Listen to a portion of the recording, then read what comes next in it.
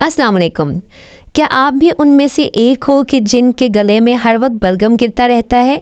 तो ये वीडियो आपके लिए है, क्योंकि इस वीडियो को देखने के बाद आपको इस हर वक्त गिरने वाले बलगम यानी कि कांस्टेंट म्यूकस की असल वजह का इदराक होने वाला है। इसके अलावा इस वीडियो में आप ये भी जानने वाले हो कि बहुत ही आसानी से कैसे बचा जा सकता है इस पोस्ट नेजल ड्रिप से। तो आइए फिर जानते हैं वो सब कुछ जो आप नहीं जानते।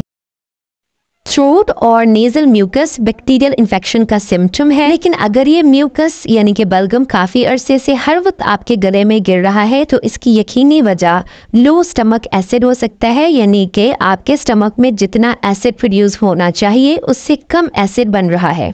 वो कैसे? तो ये समझने के लिए सबसे पहले आपको पता होना चाहिए कि ये बलगम यानी कि म्यूकस है क्या चीज़। आपके नाक, थ्रोट और लंग्स में म्यूकस ग्लैंड्स होते हैं जो कि म्यूकस सिक्रीट करते हैं ताकि आपके एयर पैसेज वेज को लुब्रिकेट रखा जाए, मॉइस्ट रखा जाए।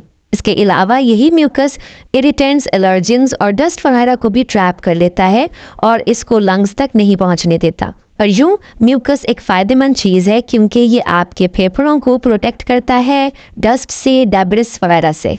यूं म्यूकस है तो फ़ायदे की चीज़, लेकिन अगर ये बहुत ज़्यादा बनना स्टार्ट हो जाए तो ये नुकसानदेह होता है। म्यूकस या बलगम का ज़्यादा बनना वेरियस हेल्थ इश्यूज़ की इंडिकेशन है, like lung disease, bacterial infection या फिर फूड एलर्जीज वगैरह।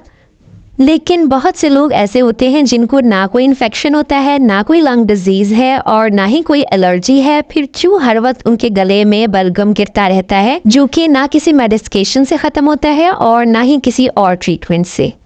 रिसर्च ये कहती है कि इस कांस्टेंट म्यूकस की वजह है आपका इम्बैलेंस्ड डाइजेस्टिव फंक्शन। वो कैसे? आइए जानते हैं। आपके, मेरे, हम सब के स्टमक में एसिड रिलीज होता है जो कि हमारे खाने को हजम करने में बहुत ही मेन रोल प्ले करता है। अगर किसी के मैदे में ज़रूरत से कम एसिड बनता है तो उसके वेरियस हेल्थ इश्यूज सामने आते हैं, जिनमें से एक बलगम भी है।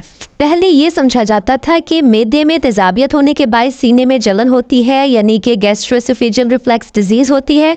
बट अब मॉडर्न रिसर्च ये कहती है कि एक्चुअली इस गैस्ट्रोएसोफेजियल रिफ्लक्स डिजीज़ की जो वजह है वो लो स्टमक एसिड है, ना कि हाई स्टमक एसिड।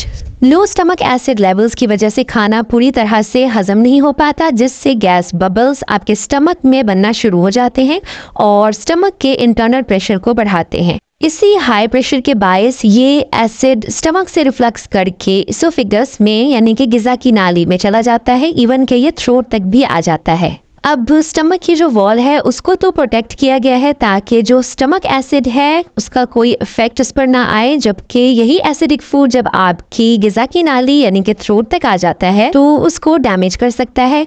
तो आपकी बॉडी इस एसिडिक फूड के हार्मफुल इफेक्ट से आपको बचाने के लिए ज़्यादा मिकदार में म्यूकस बनाना शुरू कर देती है और ये म्यूकस एक प्रोटेक्टिव बैरियर का काम करता है।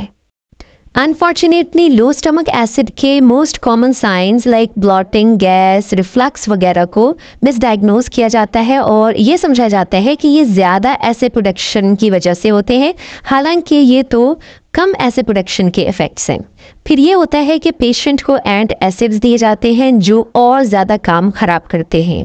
अब यहाँ पर यकीनन आपको इस मुस्तकिल गिरने वाले बलगम की जो असल वजह है वो समझ में आ गई होगी। तो फिर हम बात कर लेते हैं कि इस मुस्तकिल गिरने वाले बलगम को कैसे ख़त्म किया जाए।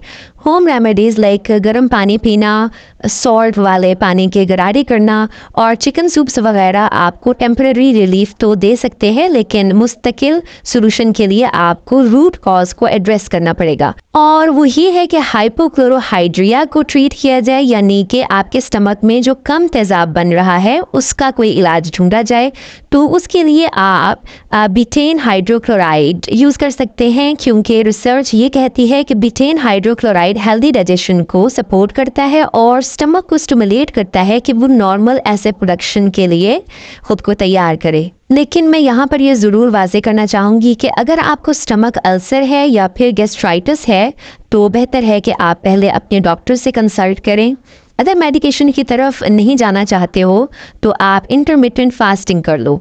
आप सर्च कर सकते हो कि व्हाट इज़ इंटरमिटेंट फास्टिंग और इसको करने का क्या तरीका है।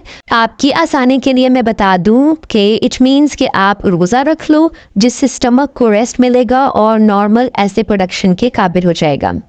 And lastly you can use Apple cider vinegar. Regular basis पर एप्पल साइडर विनेगर मील्स के साथ लेने से आप एक्सेसिव म्यूकस प्रोडक्शन से बच सकते हो, क्योंकि इससे भी आपका स्टमक नॉर्मल क्वांटिटी में एसिड प्रोड्यूस करना स्टार्ट कर देगा।